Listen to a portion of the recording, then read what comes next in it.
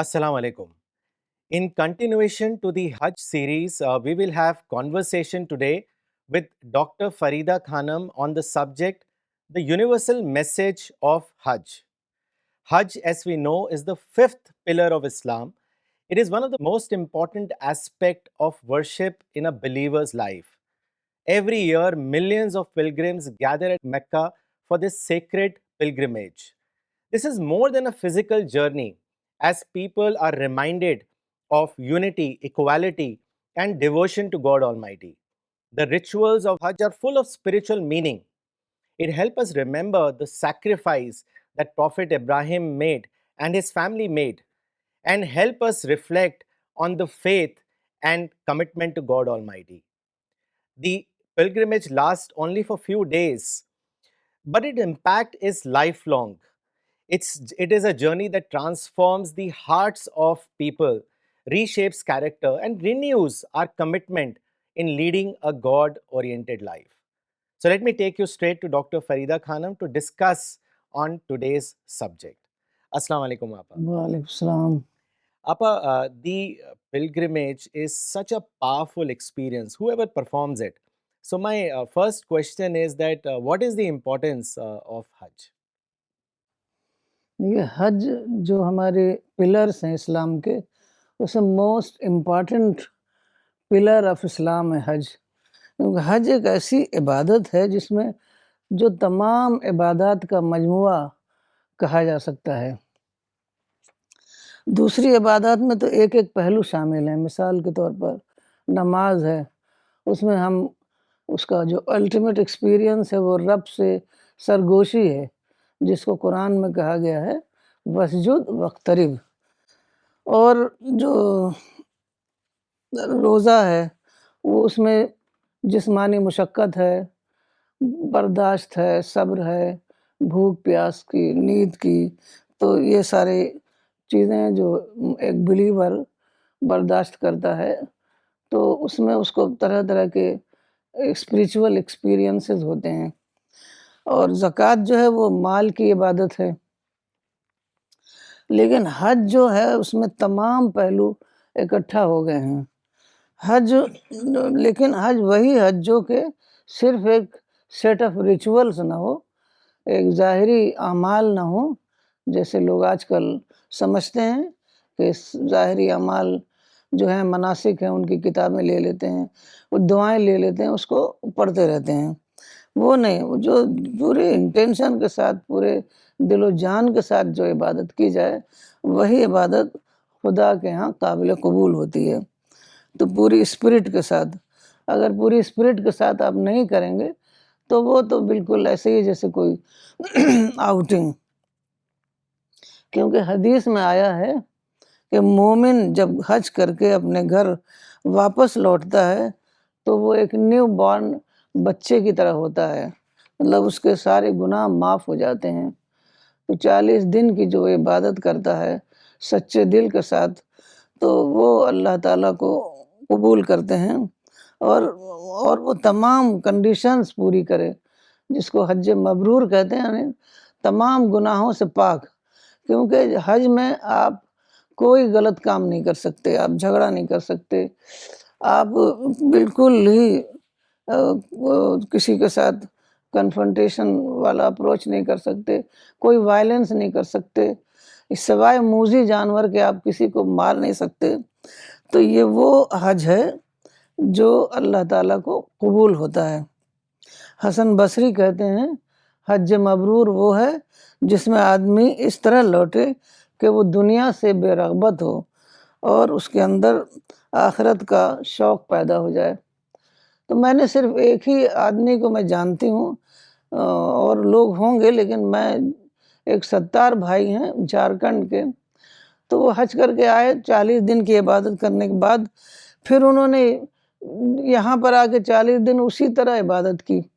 پھر 40 دن کے بعد انہوں نے اپنے بچوں سے کہا جو کہ بزنس کلاس تھے، تو انہوں نے کہا دیکھو اب تم لوگ بزنس سنبھالو، مجھے صرف عبادت کرنی ہے اور نیک کام جو بھی کرنا ہے، کیونکہ وہ لوگوں کی بہت زیادہ خدمت کرتے ہیں، تو وہ کرنا ہے اور عبادت کرنی ہے، مجھے کوئی دوسرا کام نہیں کرنا ہے. تو ہم اچھے کام کریں، اس کے بعد مطلب گناہ کے کام سب چھوڑ دیں، کیونکہ حاجی وہی ہے جو اس اسپریچول لائف کو اپنی بعد کی زندگی میں کنٹینیو کر سکے۔ جیسا کہ مولانا نے اپنی کتاب حقیقت حج میں لکھا ہے، حج کا سفر خدا کی طرف سفر ہے، حج اللہ تعالیٰ سے ملاقات ہے، دوسری عبادتیں اللہ تعالیٰ کی یاد ہیں، جبکہ حج گویا خود اللہ تعالیٰ تک پہنچ جانے کی کوشش ہے۔ مولانا لکھتے ہیں الرسالہ فروری 97 میں، وہ حاجی جو نہ صرف ذو الحجہ کا حاجی ہو بلکہ پوری عمر اور پوری زندگی کا حاجی بن جائے تو ایسا ہی حج اللہ تعالیٰ کے ہاں قابل قبول ہوگا۔ ماشاء اللہ۔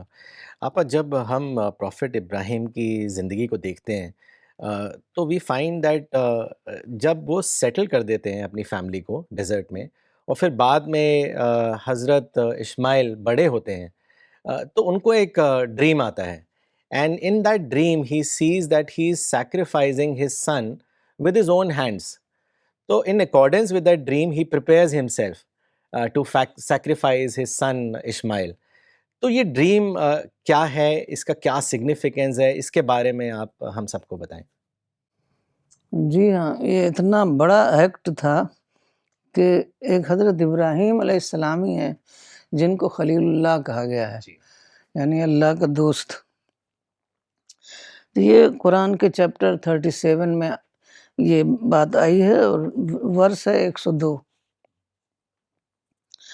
تو اور حضرت اسماعیل کا بھی کیا کردار ہے کہ جب ان سے بتایا حضرت ابراہیم نے کہ میں ایسا ایسا خواب دیکھ رہا ہوں، تو حضرت اسماعیل بلا توقف، وداؤٹ اینی ہیزیٹیشن تیار ہو گئے کہ آپ کو جیسا حکم دیا گیا ہے ویسا کر ڈالیے، انشاءاللہ آپ مجھ کو صابروں میں سے پائیں گے۔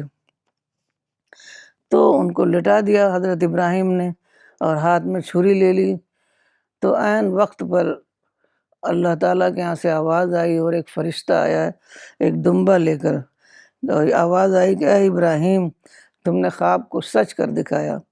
اس سے یہ بھی پتہ چلتا ہے کہ اصل خدا کو انٹینشن چاہیے، کوئی جیسے جانور قربانی کرتے ہیں وہ خون اور گوشت نہیں چاہیے، ہمارے دل کا تقویٰ چاہیے، انٹینشن ہماری پوری ہو، خدا کی رضا کے خاطر ہم کو جو بھی قربانی کی ضرورت ہو ہم قربان کر دیں۔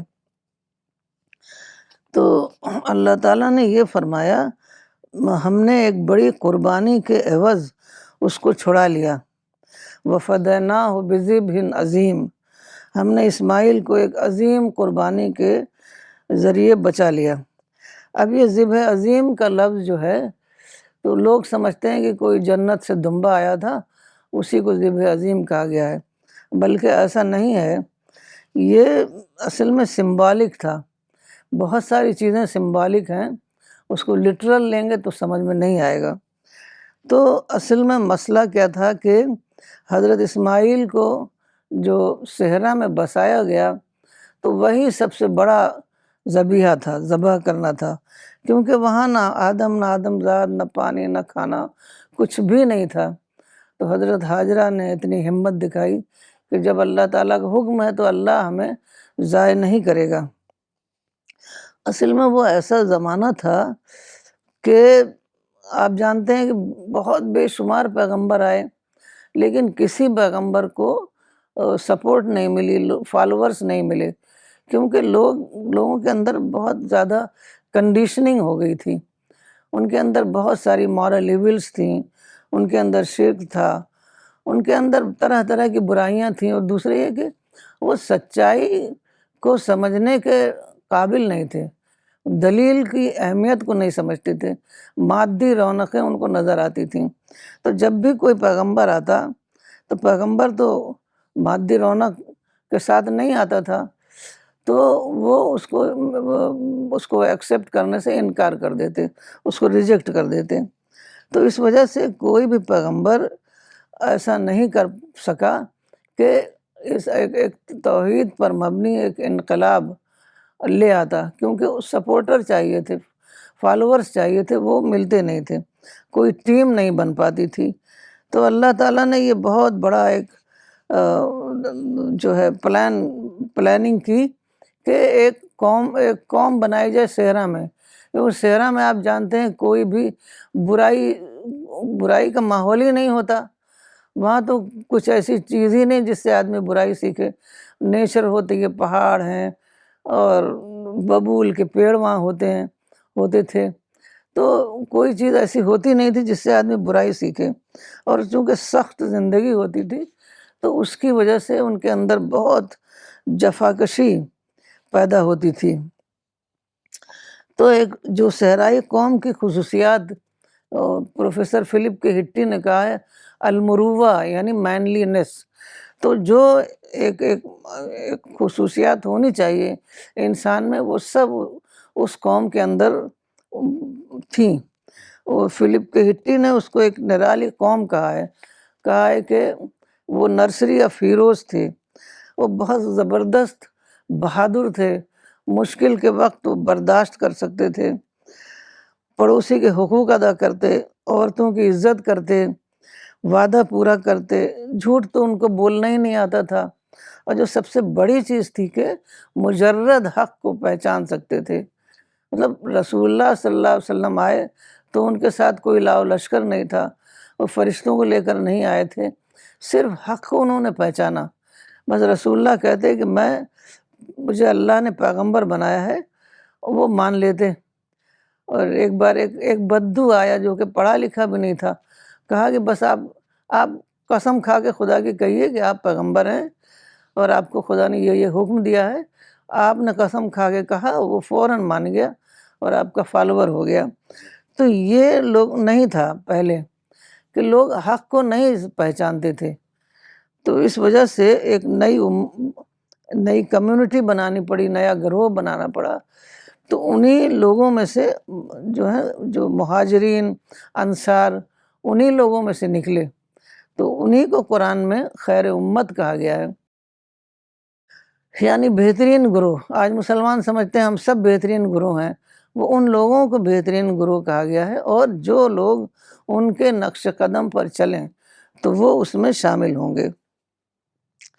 تو انہی لوگوں نے جو خیر امت تھے، ان لوگوں نے زبردست قربانی دے کر کے خدا کے دین کو غالب کیا اور پروفٹ کا پورا ساتھ دیا۔ بہت تعجب ہوتا ہے کہ وہ لوگ شیب ابی طالب میں جہاں کے نہ کھانا تھا نہ پانی تھی، گرمی میں وہاں رہے، کوئی بھی ایک آدمی بھی پروفٹ کو چھوڑ کر نہیں گیا۔ تو اتنا زبردست ان کے اندر یہ تھا کہ ایک بار انہوں نے وعدہ کر لیا تو اس کو پورا کرنا جو ہے ان کا فرض ہے۔ تو یہ انہی لوگوں نے پروفٹ کا ساتھ دیا، اور انہی لوگوں کو ہم آج صحابہ کہتے ہیں۔ تو ان لوگوں نے ساری دنیا میں خدا کا پیغام، اس وقت کی جو آباد دنیا تھی وہاں خدا کا پیغام پہنچا دیا۔ تو یہ کام جو ہے نا قربانی کے لیول پر ہوا۔ جی آج بھی قربانی درکار ہے اگر ہم کوئی بڑا کام کرنا چاہتے ہیں تو۔ جی اچھا آپا، ہسٹری میں اگر ہم دیکھیں نا تو we also find that women have also played a very critical and significant role in furthering the cause of God. ایک فاؤنڈیشنل رول جو ہے وہ حضرت ہاجرہ، پروفٹ ابراہیم کی جو وائف ہے، انہوں نے بھی پلے کرا۔ تو میں چاہوں گا کہ آپ بتائیں کہ what is that historic role that Hazrat Hajra played, اس کے بارے میں آپ ہم سب کو بتائیں۔ حضرت ہاجرہ جو ہیں one of the greatest women ہیں، اس میں حضرت مریم کا نام آتا ہے، حضرت آسیہ کا آتا ہے، اور حضرت خدیجہ کا آتا ہے۔ تو حضرت ہاجرہ کا رول کے حساب سے میرے خیال میں بہت عظیم خاتون ہے وہ، کیونکہ حضرت ہاجرہ کی قربانی اگر نہ ہوتی تو آج توحید کی تاریخ ہی وجود میں نہ آتی۔ انہوں نے جو قربانی دی کہ اس حالت میں جب کہ کچھ بھی نہیں تھا صحرا میں، صرف خدا کے بھروسے وہ وہاں رہ گئیں کہ جب اللہ کا حکم ہے تو اللہ ہمیں ضائع نہیں کرے گا۔ تو اس طریقے سے ایک نئی نسل وجود میں آئی حضرت ہاجرہ کی قربانی سے۔ تو یہ نئی نسل صرف توحید بیسڈ انقلاب نہیں تھا، بلکہ اس کے ساتھ ساتھ بہت سارے ریلیٹیو اس کے ایسپیکٹ ہوتے ہیں۔ امن کا دور آیا، مساوات کا دور آیا، ایکوالٹی کا، اور عورتوں کی آزادی کا دور آیا۔ سب سے بڑی چیز وہی ہے کہ دلیل کے زور پر حق کو پہچاننا۔ تو یہ ساری چیزیں اس سے پہلے جو ہم دیکھتے ہیں، حضرت ابراہیم کے سے پہلے ریلیجس پرزیکیوشن تھا، کوئی بھی کوئی نیا کام نہیں کر سکتا تھا، اس کو مار ڈالتے تھے، کچھ بھی کرنے نہیں دیتے تھے، بس جو چل رہا ہے باپ دادا کے زمانے سے بس وہی چلتا تھا، کچھ کرنے نہیں دیتے، کہتے تھے ہمارے باپ دادا نے تو ایسا کیا ہے۔ تو اسی لیے وہ سچائی کو سمجھ نہیں پاتے تھے۔ تو حضرت حاجرہ وہاں رہیں اور اتنی بڑی اللہ کی مدد آئی کہ اس صحرا میں اللہ تعالیٰ نے پانی کا دریا بہا دیا۔ تو اس طریقے سے وہاں پر خدا کا پہلا گھر بنا، جس کو ہم کہہ سکتے ہیں کہ خدائی مشن کا ایک سینٹر بنا۔ تو یہ بہت زبردست حضرت حاجرہ کا کام تھا، اور اس میں ہمارے لیے ہر موقع پر ایک لیسن ہے کہ خدا کی مدد جس کو کہتے ہیں چھپر پھاڑ کر آتی ہے، کہ کس طریقے سے مدد آتی ہے جب آدمی ایک دم ایٹ دا ورج آف ہیلپلیسنس ہوتا ہے، جب بچہ ایک دم رونے لگا، پانی کے لیے بلکنے لگا، تب اس وقت اللہ تعالیٰ نے فرشتے کو بھیج دیا۔ تو اسی طریقے سے ہم کو ہر موقع پر لرننگ اپنی کرنی ہے کہ ہم خدا کی راہ میں اپنے آپ کو قربان کریں، اپنی ٹائم، اپنا پیسہ سب لگائیں، اور جب ضرورت ہوگی تو اللہ تعالیٰ اسی طرح ہماری بھی مدد کرے گا۔ تو فرشتے نے جیسے حضرت حاجرہ سے کہا کہ تم ضائع ہونے کا اندیشہ نہ کرو، یہ اللہ کا گھر ہے، یہ بچہ اور اس کے باپ دونوں اس گھر کو بنائیں گے۔ تو اس طریقے سے حضرت ابراہیم نے جو دعائیں کی وہ سب قبول ہوئیں۔ حضرت ابراہیم نے دعا کی تھی کہ اس قوم سے، اس امت سے، اس نسل سے ایک فرما بردار امت اٹھا، تو وہی ہوا۔ ایسے لوگ تو دنیا نے کبھی دیکھے نہیں تھے، اسی لیے اس کو فلپ کے ہٹی نے نرسری آف ہیروز کہا ہے۔ تو حاجرہ کی قربانی نے توحید کی دعوت کو فکری مرحلے سے انقلاب کے مرحلے تک پہنچایا۔ مطلب جب بھی پیغمبر آتے تو صرف آئیڈیالوجی کے لیول پر کام ہوتا، مطلب لوگ نہیں ملتے تھے کہ اس کو پریکٹیکل ریولوشن کے لیول پر بات آگے بڑھے۔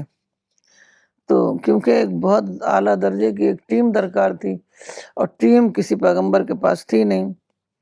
بڑے بڑے پیغمبر تھے، کوئی پیغمبر کسی سے کم نہیں تھا، لیکن ایک ٹیم چاہیے۔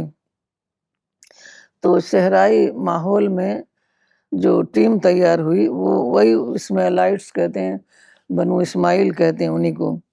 تو اس طریقے سے ہم دیکھتے ہیں کہ حضرت حاجرہ کا رول میرا خیال میں عورتوں میں سب سے بڑا رول ہے، اسی لیے یہ سینگ جو ہے ان کے اوپر پوری طرح اپلائی کرتی ہے، there is a woman at the beginning of all great things. جی، اور آپا یہ بھی ہم دیکھتے ہیں کہ حج کے دوران Muslims worldwide they perform a ritual of sacrificing an animal in the name of God. تو what is the significance of this sacrifice, اس کے بارے میں بھی آپ بتائیں۔ ایک صحابی نے رسول اللہ صلی اللہ علیہ وسلم سے پوچھا، ما ہذہ الاضاحی یا رسول اللہ؟ تو آپ نے فرمایا، یہ تمہارے باپ ابراہیم کی سنت ہے۔ تو قربانی کی اسپرٹ کو سمجھنے کے لیے ہم کو حضرت ابراہیم کی زندگی کو سمجھنا پڑے گا۔ حضرت ابراہیم کا بے آب و گیا صحرا میں آباد کرنا حضرت اسماعیل کو، یہ ذبح کی قربانی سے بھی بڑھ کر، اصل میں لوگ سمجھتے ہیں قربانی کی بہت دھوم مچاتے ہیں، سمجھتے ہیں کہ یہی اصل قربانی ہے۔ وہ اصل قربانی تھوڑی تھی، وہ تو فدیہ تھا، اصل قربانی تو حضرت اسماعیل کی تھی۔ تو جب ہم قربانی دیں تو ہم یہ اس بات کو پورے طریقے سے اپنے ذہن میں رکھیں کہ خدا کی رضا کی خاطر ہمیں ہر طرح کی قربانی دینے کے لیے تیار رہنا چاہیے۔ تو قربانی صرف ایک مخصوص دن کی بات نہیں، بلکہ انسان کی پوری زندگی میں قربانی کی ضرورت ہوتی ہے۔ اب کب کیسی قربانی کی ضرورت ہے، تو ہمیں خدا کے لیے، آخرت کے لیے، جنت کے لیے قربانی دینے کے لیے ہمیں تیار رہنا چاہیے۔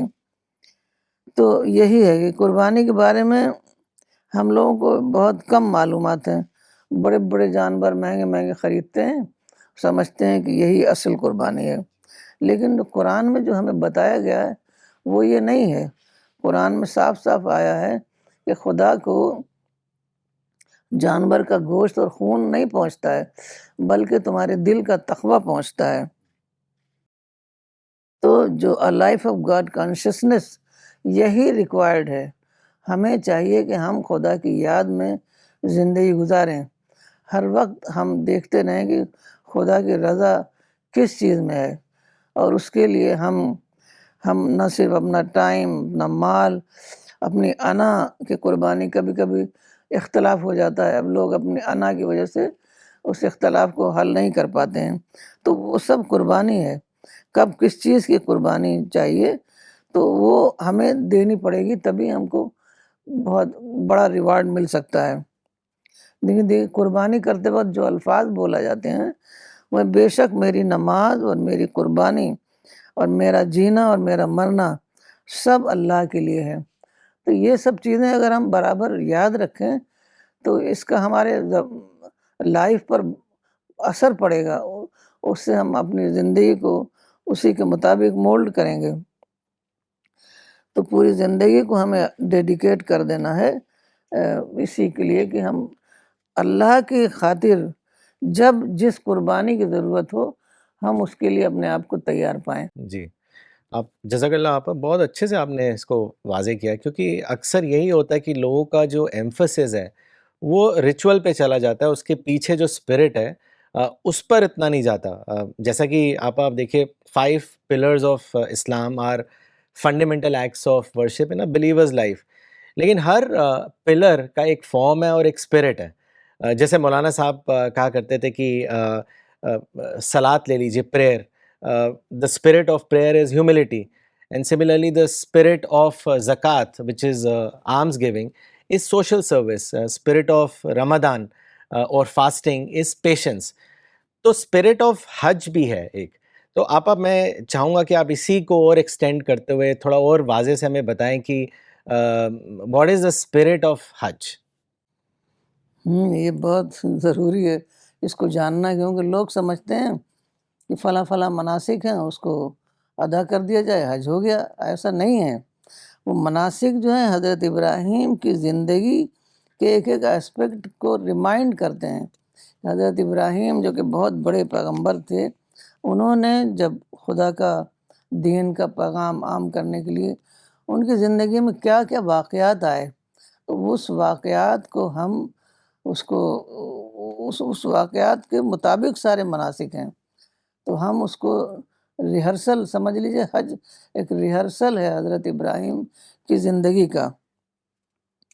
تو حضرت ابراہیم نے جس طرح خدا کو اپنا سول کنسرن بنایا، وہ اپنا محبوب بیٹا قربان کرنے کے لیے تیار ہو گئے، تو قربانی کی حد تک وہ انہوں نے خدا کے دین کے لیے کام کیا۔ تو ہمیں ہر چیز سے سبق لینا چاہیے، اور اس میں حج میں تو بہت بڑے بڑے سبق ہیں، تو ہم کو سوچیں، اس سے سبق لیں، اور یہ نہیں کہ صرف کچھ دعائیں رٹ رٹا کے اپنا حج کے جو ارکان ہیں پورے کر لیے ہو گیا۔ تو جب حاجی جاتا ہے، جب جیسے جہاز میں بیٹھتا ہے، تبھی لبیک اللہم لبیک کہنا شروع کر دیتا ہے۔ میرے خیال میں وہ اس کو بھی نہیں سمجھتا ہے کہ اس کا مطلب کیا ہے۔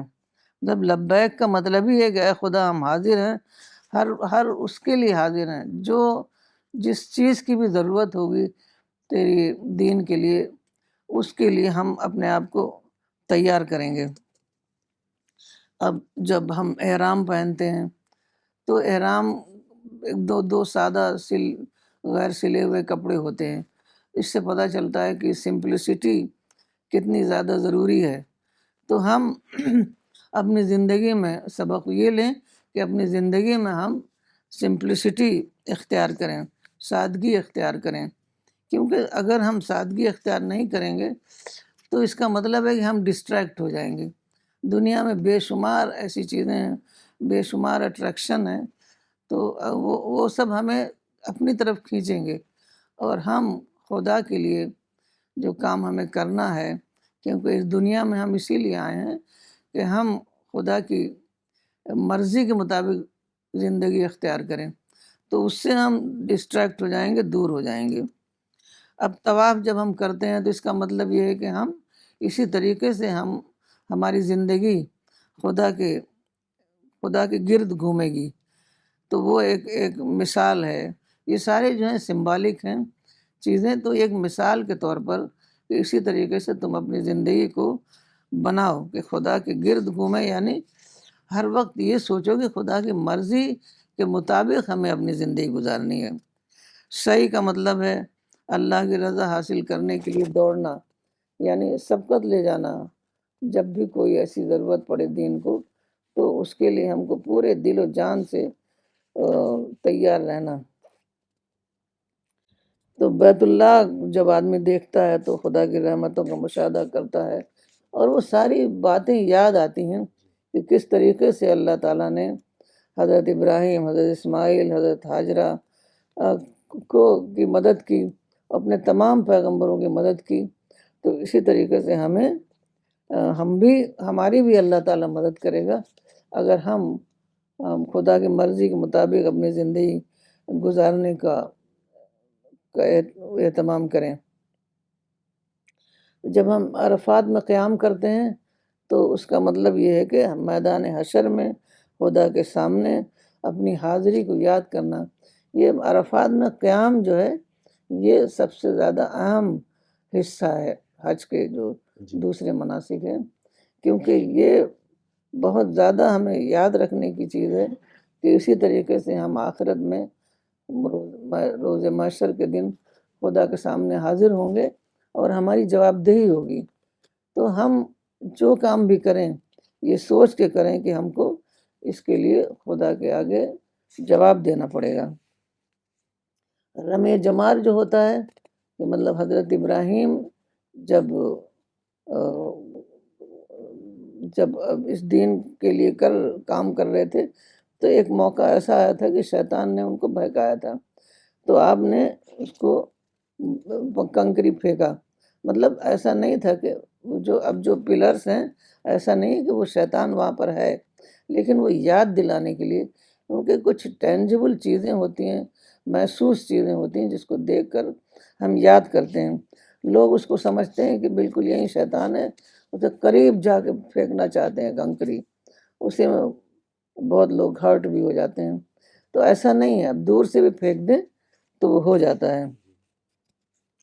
اب انسان چونکہ ایک سائیکولوجیکل بینگ ہے، وہ ہر چیز کو محسوس کرنا چاہتا ہے، تو اس وجہ سے ساری چیزیں اسی کے مطابق ہیں کہ وہاں پر وہ خدا کو محسوس کرے. جیسے حجر اسود ہے، جب اس پر ہاتھ رکھتا ہے تو اس کو ایسا لگتا ہے جیسے وہ خدا کے بہت قریب ہو گیا ہے، تو اس کو خدا کے کانٹیکٹ میں آ گیا ہے.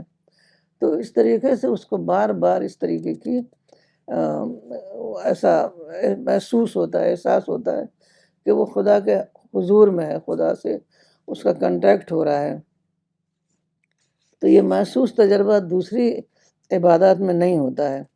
اصل میں کہاں کہاں خدا نے اپنے بندوں کی خاص مدد کی ہے، جیسے جب حضرت ہاجرہ کی مدد ہوئی، پانی اللہ تعالیٰ نے وہاں پانی نکال دیا صحرا میں، جی تو خاص جو مدد ہوئی ہے اس کو ہم یاد کریں.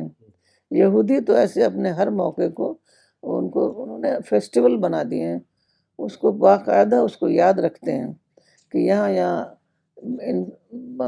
ان کے پیغمبروں کا خدا سے کنٹیکٹ ہوا ہے. تو یہی حج کے ذریعے سے ہم بھی ایسے تمام مواقع کو یاد کریں، کیونکہ اس سے یہ ہوتا ہے نا کہ اسی طریقے سے اللہ تعالیٰ، ہم کو پورا یقین ہوتا ہے کہ اسی طریقے سے اللہ تعالیٰ ہماری بھی مدد کرے گا، اور ہمیں بہت زیادہ کنوکشن ہوتا ہے کہ ہم سچے راستے پر ہیں. تو حضرت ابراہیم کی فیملی نے بہت ہی اعلیٰ نمونے قائم کیے، تو ہمارے لیے یہ سب چیزیں انسپریشن کا کام کرتی ہیں. تو حج کے سفر میں ہم کو عہد کرنا ہے کہ ہم خدا کو معرفت کے درجے میں حاصل کریں گے، اور یہی حج مبرور ہے کہ ہم اس عبادت کو اس کی اسپرٹ کے ساتھ ادا کریں۔ تو سچا حاجی وہی ہے جو ان تمام مراسم کو اس کی جو حج کی جو مطلوب اسپرٹ ہے اس کے ساتھ وہ ادا کرے۔ جی Apa, Jazakallah, these are very important insights that you shared with all of us. I find the ritual of Sa'i, that is running from Safa to Marwa, a very moving ritual. It answers to the misconception that in Islam, women is considered inferior to men. Just imagine millions of pilgrims, both men and women, retrace the steps of a woman. It is incredible. It is not the retracing of steps of a king or a prophet, but that of a woman, a mother, who ran between the two hills in search for water for her son. And God honored her struggle by making it as a permanent part of Hajj. Now, does that sound as a religion that sidelines a woman? Not at all. In fact, it's a direct statement by God that in His sight, superiority lies in sacrifice, in patience, in devotion, and not in gender or status. Quran in chapter 3 reminds us that you are members one of another. When Prophet Muhammad, may peace be upon him, was standing at the plain of Arafat giving his farewell sermon, he said, "Fear God in respect to women." On another occasion, he said that man and woman are two equal half of a single unit. Yet again, he said that the best of you are those who are best to the women. So if you see inequality in a society between men and women, ask yourself, is it the Islam that is unequal, or is it the misunderstanding of it? Islam does not consider women to be inferior. Inferior is the understanding of those Muslim men who did not grasp the role of a woman. From Hazrat Hajira to Hazrat Maryam, Hazrat Khadija, Hazrat Aisha, Hazrat Fatima, or Hazrat Asiya, whose name has been mentioned in the Quran, Islam holds a woman not as secondary but central to the spiritual and moral fabric of the faith.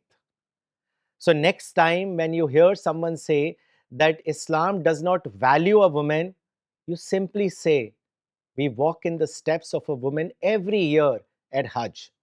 This is how Islam honors or value a woman. So Apa, let me come to the last question.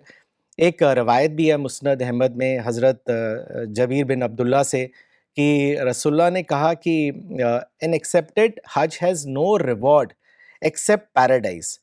تو کمپیننز نے پوچھا کہ اس کی نشانی کیا ہے، تو انہوں نے کہا کہ فیڈنگ ادرس اینڈ اسپریڈنگ پیس. تو آپ اس سے یہ بھی پتہ چلتا ہے کہ حج has a transformative impact on every pilgrim who performs it. So سوال یہ آتا ہے کہ how does Hajj help in building a peaceful society؟ اس کے بارے میں بتائیں. صحیح، اچھا سوال ہے. اصل میں حج میں اس طریقے سے، چونکہ جہاں لاکھوں لوگ جمع ہو رہے ہوں اور پھر وہاں منع کر دیا جائے کہ یہاں لڑائی جھگڑا، کوئی برے الفاظ نہیں نکال سکتے، کوئی وائلنس نہیں کر سکتے، تو حج نہیں ہوگا. تو آدمی بہت زیادہ وہ کرتا ہے، اس کا خیال رکھتا ہے کہ یہاں کوئی غلط کام نہیں کرنا ہے. تو یہ 40 دن کی ٹریننگ جو ہے بہت زبردست ہوتی ہے. وہاں پر پوری دنیا سے لوگ آتے ہیں، مختلف ملکوں کے، مختلف کلچرز کے، مختلف زبان والے. تو طرح طرح کے پرووکیشن بھی ہوتے ہیں، اور وہاں پر چونکہ بالکل الاؤڈ ہی نہیں ہے جھگڑا کرنا، زبان سے کسی کو تکلیف پہنچانا، کسی جانور کو مارنا یا زخمی کرنا، سب کچھ فاربیڈن ہے. تو اس وجہ سے انسان بہت زیادہ اس کا دھیان رکھتا ہے. اور اب سائیکالوجی میں ایسا ہے کہ اگر ایک مدت تک آدمی ایک اس کا وہ کرے، خیال رکھے ان سب باتوں کا، تو اس کو عادت سی اس کی پڑ جاتی ہے. تو 40 دن تو بہت ہو جاتے ہیں کہ اس کو عادت پڑ جائے کہ وہ پیسفل طریقے سے سوسائٹی میں رہے گا۔ تو ایک حدیث ہے کہ جو شخص حج اس طرح ادا کرے کہ لوگ اس کی زبان اور اس کے ہاتھ سے محفوظ رہیں تو اس کے تمام گناہ معاف ہو جائیں گے۔ تو یہ تو بہت ہی بڑا انسینٹیو ہے کہ ہم حج کریں اور پورے آداب کے ساتھ حج کریں تو ہمارے پچھلے بھی تمام گناہ معاف ہو جائیں گے، اور آئندہ جو ہے اس کا پورا لحاظ رکھیں۔ تو ایسے بہت سارے مثالیں ہیں۔ ایک مثال میں ابھی اسی سال میرے بھتیجے عدنان خان جو ڈاکٹر ثانی سنین خان صاحب کے صاحبزادے ہیں، وہ عمرہ کرنے گئے تھے۔ تو ایسا اتفاق ہوا کہ ان کے پیچھے پیچھے کوئی بوڑھی عورت اس میں تھی ویل چیئر پہ، تو اس کی کوئی بیٹی ہوگی کوئی ہوگا، اس ویل چیئر کو چلا رہا تھا۔ تو عدنان کو بہت تیز چوٹ لگ گئی کہ خون بہنے لگ گیا۔ تو اب چونکہ وہاں کچھ الاؤڈ ہی نہیں ہے، لڑائی جھگڑا، تو آدمی جو ہے سب کے سب پیسفل طریقے سے رہنا چاہتے ہیں۔ تو عدنان نے صرف اتنا کہا کہ بہن تم نے کیا کر دیا، اور یہ کہہ کے آگے بڑھ گئے۔ تو اب آپ سوچئے کہ جب آدمی 30 دن 40 دن ایسے ماحول میں رہے گا کہ کوئی غلط کام وہ نہیں کر سکے گا، کیونکہ اگر غلط کام کیا تو حج قبول نہیں ہوگا۔ تو اس کی وجہ سے وہ بہت زیادہ الرٹ رہتا ہے اور زیادہ سے زیادہ ایسے ہر کام سے بچنا چاہتا ہے۔ مجھے اپنا بھی ایک واقعہ یاد آتا ہے، جب میں حج کرنے گئی تھی تو مینا میں بہت سخت گرمی تھی، اب پنکھا شاید ایک ہی تھا۔ اب دوسرے لوگ جو ہے اپنی طرف پنکھا کر لیتے تھے، ہم کو بہت گرمی لگتی تھی لیکن ہم کچھ بولتے ہی نہیں تھے، کیونکہ معلوم ہے کہ وہاں کچھ الاؤڈ ہی نہیں ہے، جھگڑا لڑائی کرنا، کچھ سخت کلامی بھی کرنا کچھ الاؤڈ نہیں ہے۔ تو اس طریقے سے سبھی کے ساتھ ایسے واقعات پیش آتے ہیں۔ یہ حج جو ہے نا ایک ریہرسل ہے کہ ہمیں اسی طریقے سے دنیا میں رہنا ہے۔ جتنا زیادہ ہم پیسفل طریقے سے اس دنیا میں رہیں گے اتنا ہی ہم کامیابی حاصل کریں گے دنیا کے معاملات میں بھی، اور آخرت کے لیے بھی جو کچھ ہمیں کرنا ہے، خدا کی معرفت حاصل کرنا ہے، خدا کی ڈسکوری کرنا ہے، تو وہ سب پیسفل ماحول میں ہی ہو سکتا ہے۔ اب آپ سوچ سکتے ہیں کہ جنگ کے زمانے میں ہم کیا کر سکتے ہیں؟ کوئی بھی پیسفل کام جو ہم کو کرنا ہے اس زندگی میں، اتنے زیادہ انسان پوٹینشیل کے ساتھ پیدا کیا گیا ہے، تو اسی لیے نا کہ کنسٹرکٹیو انداز میں کام کرے۔ اور اس کی ہمیں مثالیں ملتی ہیں پیغمبروں سے۔ پیغمبروں نے کبھی بھی جنگ کی پہل نہیں کی، کتنا زیادہ لوگوں نے اپوزیشن کی، کتنا برا بھلا کہا، پتھر مارے، لیکن انہوں نے اس کا کوئی ریٹیلیٹ نہیں کیا۔ رسول اللہ صلی اللہ علیہ وسلم نے بتایا کہ ایک پیغمبر ہیں اور ان کے چہرے سے خون گر رہا ہے، ٹپک رہا ہے، لیکن وہ بس یہی کہتے ہیں اللہ ہدایت دے میری قوم کو۔ تو یہی رسول اللہ صلی اللہ علیہ وسلم نے بھی کیا کہ طائف والوں نے جب مارا اور اتنا خون بہہ رہا تھا تو آپ یہی کہہ رہے تھے اللہ ان کو ہدایت دے۔ تو اس طریقے سے تمام پیغمبر، اچھا اگر بہت زیادہ اپوزیشن ہو جائے، جان کا ہی خطرہ ہو جائے، تو پیغمبر جو ہیں وہ جگہ بدل دیتے تھے، کیونکہ کام تو کرنا ہی تھا پیغمبر کو، جس کام کے لیے وہ بھیجے گئے تھے، تو وہ جگہ بدل دیتے تھے۔ جیسے رسول اللہ صلی اللہ علیہ وسلم نے مکہ چھوڑ کر مدینہ خاموشی سے رات کو چلے گئے مدینہ، وہاں کام شروع کر دیا۔ اب وہاں کے حالات سازگار تھے اور بہت جلد ان کو کامیابی ہوئی اپنے مشن میں۔ تو اسی طریقے سے حضرت ابراہیم علیہ السلام عراق میں جہاں وہ میں وہ جہاں رہتے تھے، تو بہت زبردست اپوزیشن ہوئی، ان کے باپ نے اور دوسرے لوگوں نے مل کر ان کو آگ میں پھینک دیا، تو اللہ تعالیٰ نے اس آگ کو ٹھنڈا کر دیا۔ پھر انہوں نے کوئی جواب نہیں دیا اس کا، بلکہ وہ جگہ کو چھوڑ کر وہ دوسرے مقامات پر چلے گئے اور حضرت ہاجرہ کو صحرا میں بسا دیا کہ یہاں پر ایک نئی نسل اٹھے گی، اور وہ نیچر کے ماحول میں، جس کو مولانا مسٹر نیچر کہتے تھے، تو نیچر کے ماحول میں وہ تمام خصوصیات کو لے کر، جس کو ہٹی نے المروہ کہا ہے، مینلینس، وہ لے کر پیدا ہوگی۔ پھر 2500 سال کے بعد اسی قوم میں رسول اللہ صلی اللہ علیہ وسلم آئے اور انہوں نے اس قوم کے ساتھ مشن کا کام کیا، اور اس قوم میں نے دل و جان کے ساتھ آپ کو سپورٹ کیا، اور اسی وجہ سے آپ اپنے مشن میں کامیاب رہے۔ Jazakallah Appa for doing a very good session today. Alhamdulillah. So we will with this end today's session, and we'll be back next Sunday at 10:30 a.m. Thank you.